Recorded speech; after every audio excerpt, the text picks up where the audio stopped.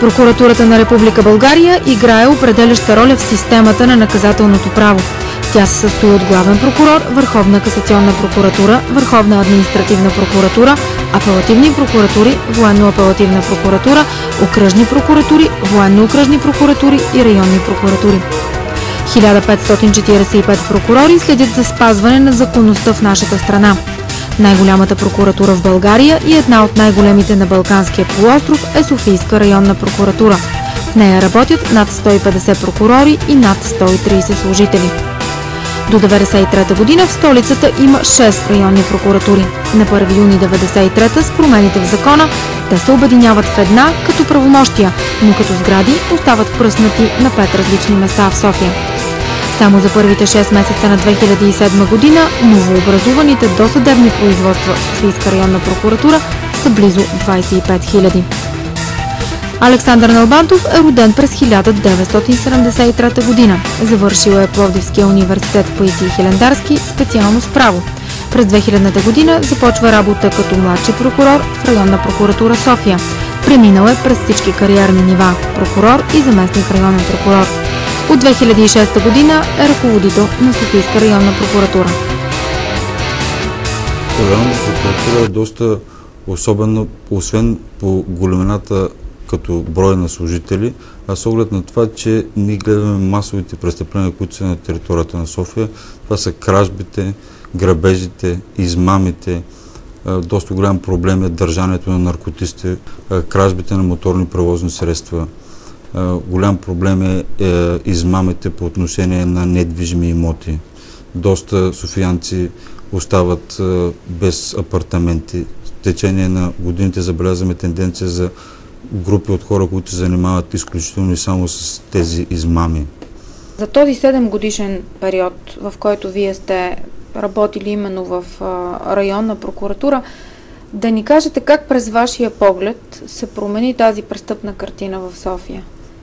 И заради това, че нарасна столицата, въобще и като проблеми пред прокуратурата, какво сега изниква ново като предизвикателства пред прокурора?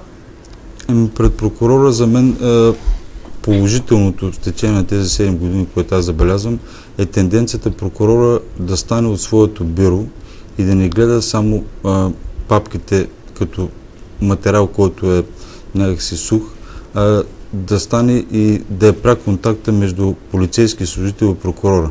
Тенденцията, която за мен е благоприятна, е, че това с течение на времето се засилва повече. Прокурора не е, как да кажа, откъснат от престъплението, само да го гледа като материален носител, но той пряко, в доста случаи, пряко участва при събирането на доказателства. Даже в доста от делата в районна прокуратура прокурора лично извършва действията по събиране на доказателства, което за мен това е една добра тенденция и тя трябва да продължава за напред. Проблема, който съществува за Софийска районна прокуратура е битовия, с оглед на това, че ние сме в 5 отделни различни сгради в територията на София и това ежедневно създава редица затруднения с оглед носенето и получаването на делата от прокурорите, които са извън основната сграда, която е на булевард Драган Цанков номер 5. Натовареността е изключително голяма. Мога да кажа, че средно за 6 месеца на 2007 година един прокурор е наблюдавал над 300 дела и над 400 преписки. В същия момент този прокурор работи в кабинет, който е не повече от 15-20 квадрата и в него има най-малко 4 или 5 колеги. Но така или иначе ние сме длъжни да спазваме процесуалните закони и правила, които се изисква от нас и полагаме тези усилия. Но неминуемо тези битови условия оказват негативно влияние върху работа на прокурорите, специално от районна прокуратура.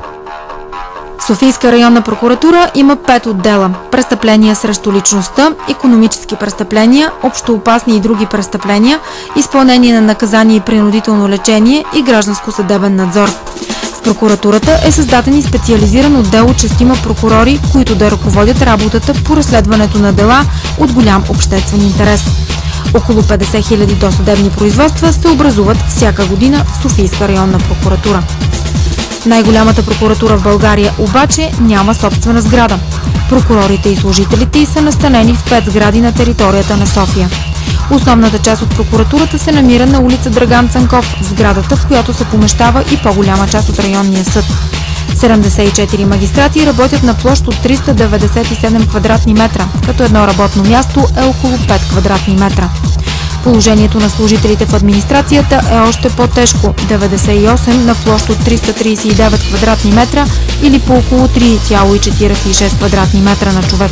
Близо 1/3 от общата работна площ всъщност е преградено фоайе в коридора, което се използва за деловодство. В него работят 32 служители. Поради липса на помещения, регистратура за класифицирана информация все още не е изградена. Климатици никъде няма, така че през лятото температурата в стаите става 40 градуса. В сградата на Университета по архитектура и строителство районна прокуратура е наела 2 зали, които са разделени с преградни стени.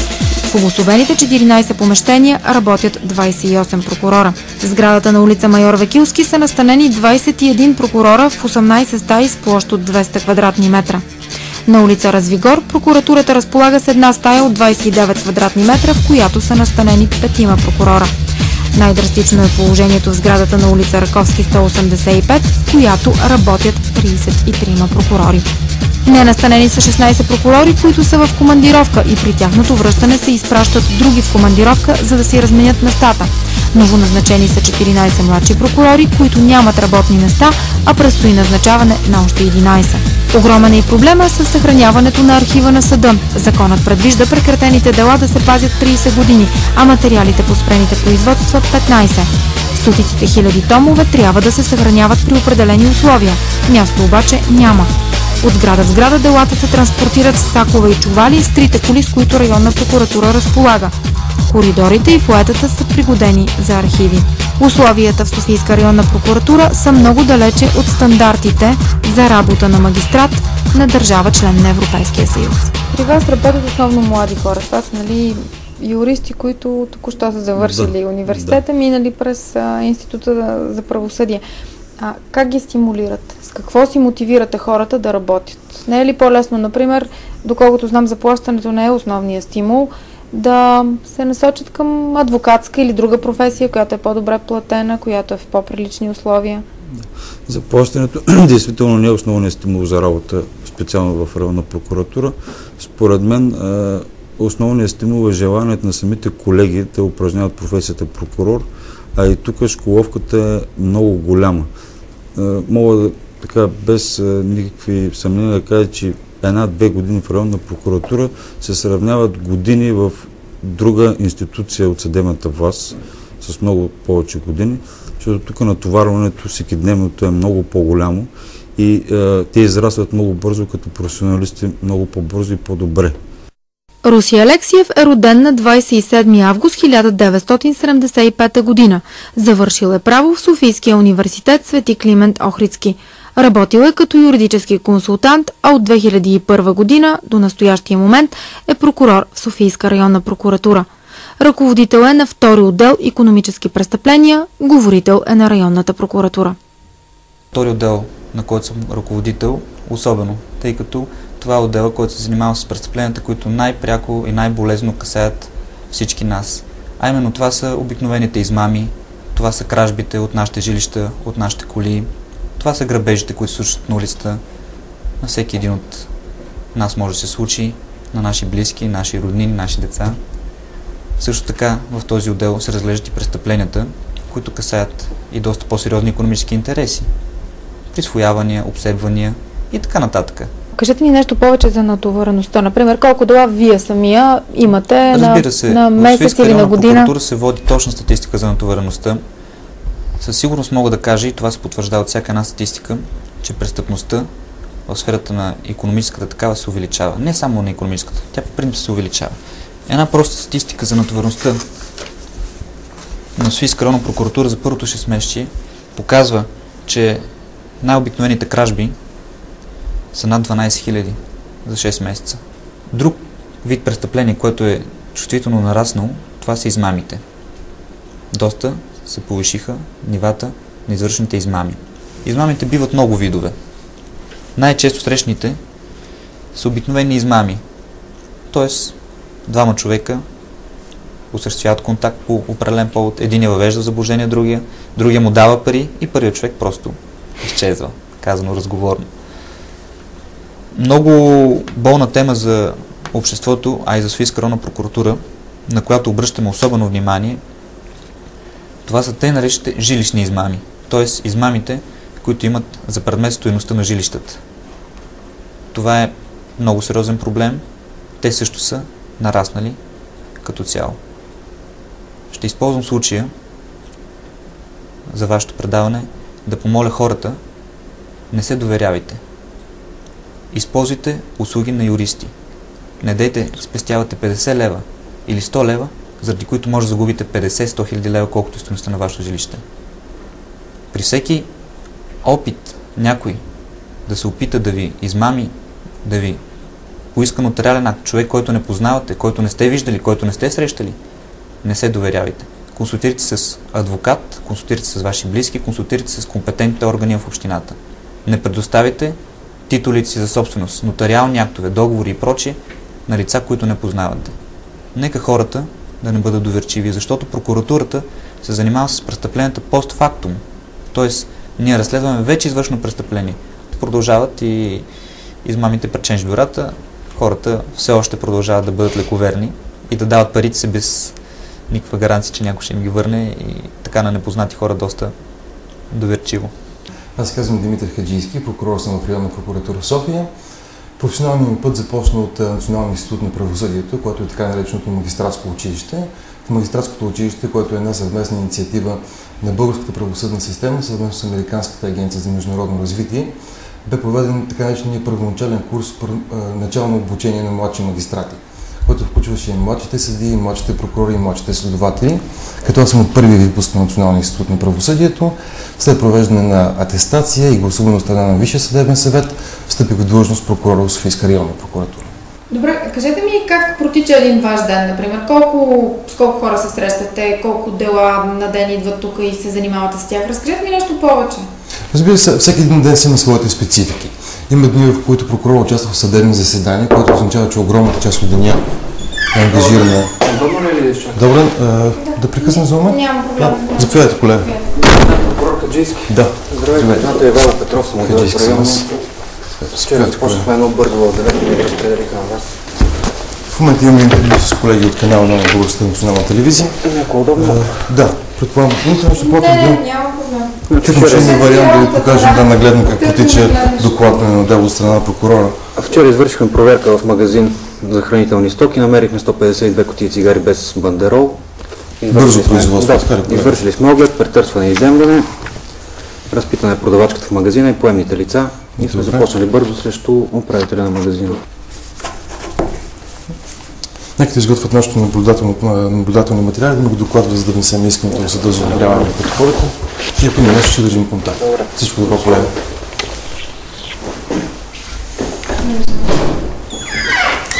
Съжалявам за прекъсването. Към настоящия момент делата, които наблюдавам, са тези, които са поставени върху бюрото.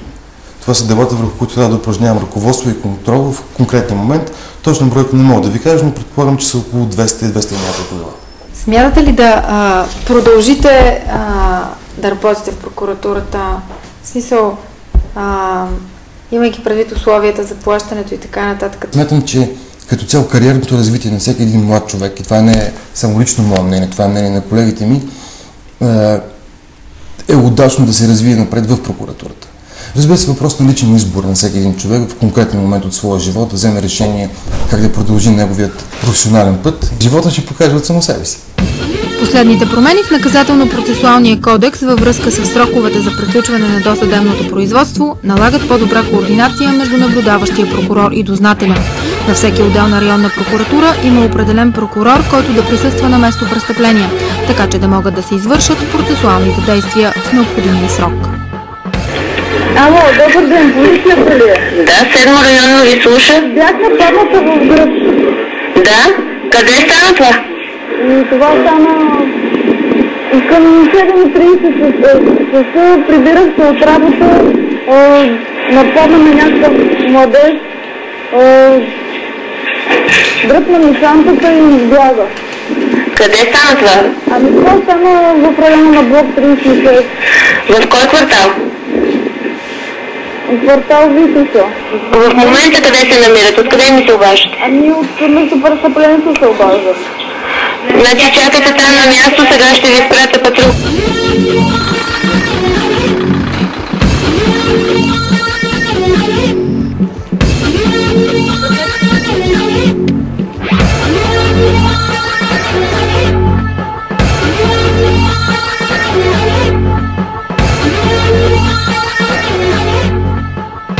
Казвам се Богдан Иванов, оперативен работник в тежката група на 7-мо районно управление. Моята роля е да посетя место происшествието и да работи по така наречените горещи следи. Първо да ви помоля да се представите и след това да ни кажете защо прокурор идва на местопрестъпление, каква е неговата функция, каква е неговата работа всъщност да идва на място, на което е извършено престъплението. Казвам се Станислав Стойков, прокурор съм при Софийска районна прокуратура. На конкретното местопроизшествие съм в качеството си на дежурен прокурор на днешния ден. Бях уведомен по мобилния телефон, че е извършено престъпление. Касае се за тежко умишлено престъпление, грабеж. И по преценка на дознатели от 7-мо районно полицейско управление бях помолен да присъствам на действията, които се извършват тук на това местопроизшествие. При пристигането си дежурната оперативна група извършваше оглед с участието на дознател, бяха снети дактилоскопни следи и в момента се работи по установяване на конкретния извършител на престъплението. Взаимодействието преди всичко е мигновено. В случай на такива престъпления веднага се уведомява прокуратурата и се определя наблюдаващ прокурор, който да е в течение дори на неотложните следствени действия, които бяха извършени тук. По принцип, освен в неотложните следствени действия, използвайки взаимното си уважение и доверие, заедно работим по всеки един случай, независимо дали извършителят е известен или не.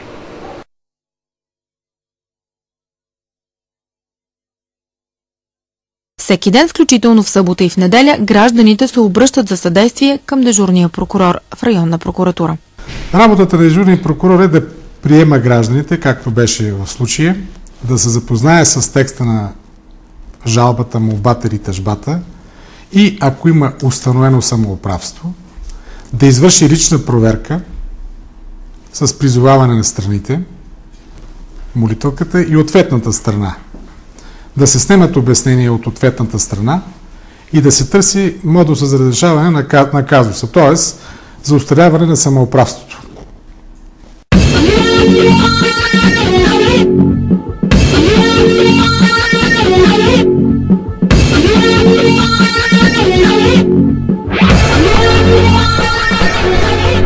Добър ден! Здравейте, Рей Николова съм от канал 1. Дойдохме просто... Чарска деловодител при СРП. Дойдохме просто защото разбрахме, че на много места има, парчета от районна прокуратура, които са в различни сгради и решихме да дойдем да видим какво е положението при вас, какво е положението тук. Условията са под всякаква критика. Виждате, може да се убедите сами при какви условия се работи, което според мен не би трябвало да бъде. Все пак се работи с следствени дела, които би трябвало малко по-прибрани да бъдат, Имате ли си архив, къде да ги съхранявате или? Ето, съхраняват се в този вид, в който виждате вие. Това е съхраняването всъщност.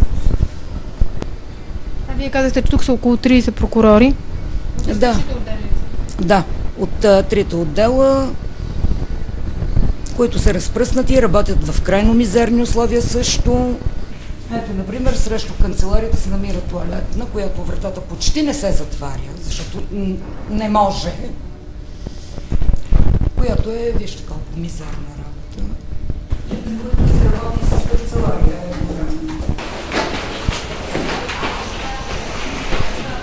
Ето, това е точно, когато работят само прокурори. Мога да ви покажа едно от прокурорските страни. Да, заповядайте. При какви условия работят? Две прокурорки са тук, работят ето. Стаичката я виждате. Мизерията я виждате колко е пълна. Добре, как е възможно да работи? Как се справяте въобще? Как си вършите работа в тези условия? Трудно. За съжаление, такива са условията, но се умяваме. С повече желание и ентусиазъм да се справим. А какво ви мотивира за това нещо?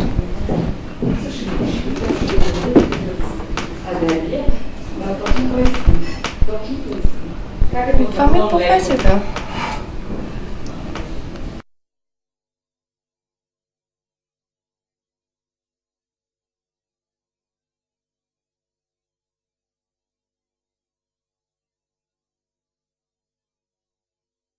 Някой от Европейския съюз и от колегите прокурори дойдат тук, те просто не знам как ще реагират. Това е абсолютната истина. Те ако видят за какви условия работим, не знам. Не знам какво ще помислят. Съвсем сериозно го говоря. Значи като си отворя вратата, тя не стои така отворена. Ето, пример. Ето ще как се затваря. Не, всичко е така с лек наклон.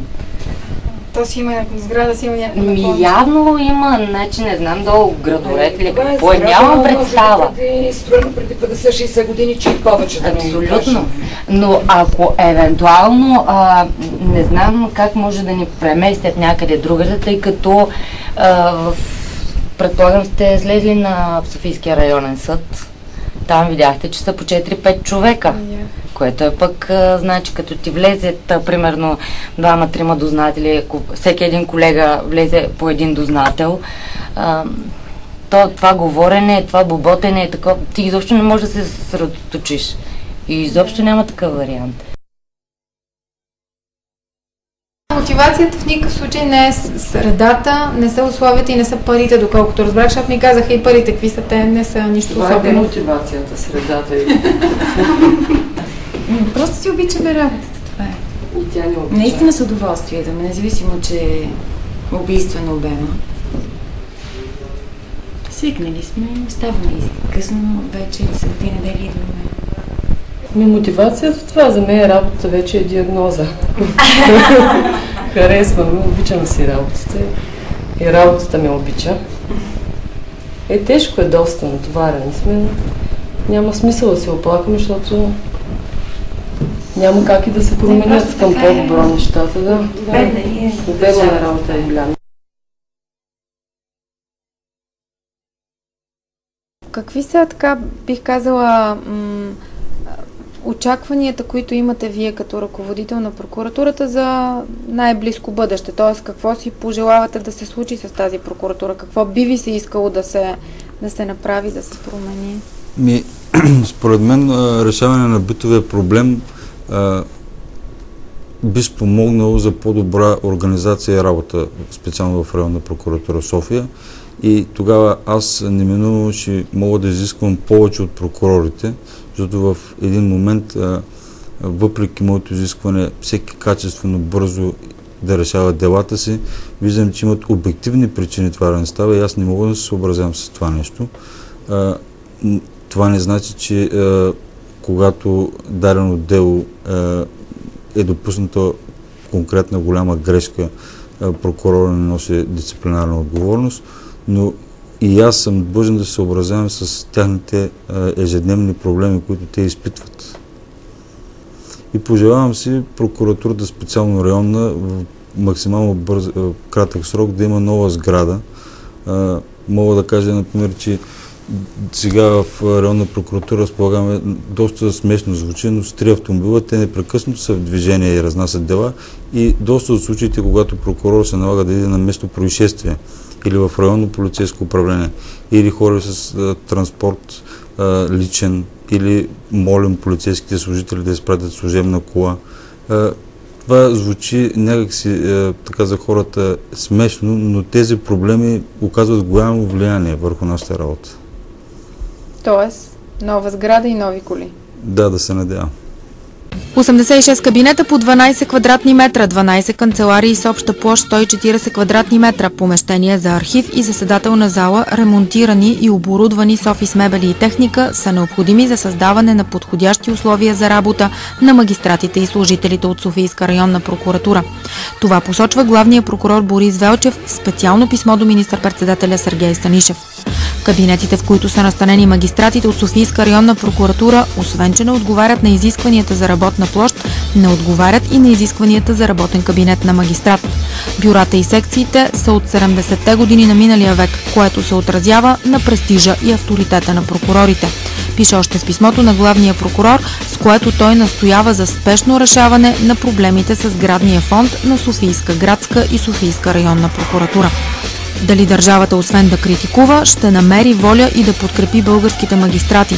Дали наред с големите изисквания ще осигури и нормални условия за работа на прокурорите от Софийска районна прокуратура? От отговора на този въпрос ще зависи доколко наистина европейска е визията на нашите институции за българската съдебна система. Това беше всичко от днешното ни предаване. Благодаря ви, че избрахте нас. Гледайте ни и следващия път. До тогава очакваме вашите обаждания и писма. Довиждане и бъдете с програмата на Канал 1.